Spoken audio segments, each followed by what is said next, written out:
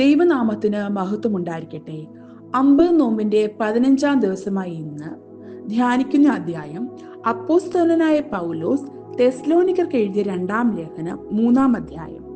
അനുകരിക്കപ്പെട്ട ജീവിതങ്ങൾ.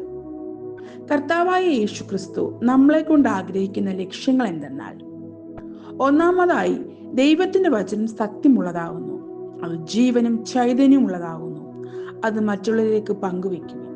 രണ്ടാമതായി അവൻ നമ്മളെ കൊണ്ട് ഉദ്ദേശിക്കുന്നത്, നന്മ ചെയ്യുന്നതിൽ തളർന്നു പോകരുത്. ദൈവം നൽകിയിരിക്കുന്ന നന്മ ചെറുതായാലും വലുതായാലും അത് മറ്റുള്ളവരിലേക്ക് എത്തിക്കുക. കർത്താവിൽ ആശ്രയിക്കുന്ന ഒരു മക്കളെയും അവൻ ഇന്ന് വരെ പരാജയപ്പെടുത്തിയിട്ടില്ല. കർത്താവിൽ ഉറച്ചു വിശ്വസിപ്പീൻ. നമ്മളെ ഒരു ദുഷ്ടന്റെ കയ്യിൽ അകപ്പെടാതെ വേണം അവൻ കാത്തുകൊള്ളും.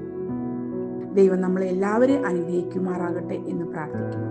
ഈ നോമ്പ് കാലം മറ്റുള്ളവരിലേക്ക് അവന്റെ വചനം പങ്കുവെക്കുന്ന മക്കളായും നന്മ ചെയ്യുന്ന മക്കളായും നമുക്ക് ജീവിക്കാം.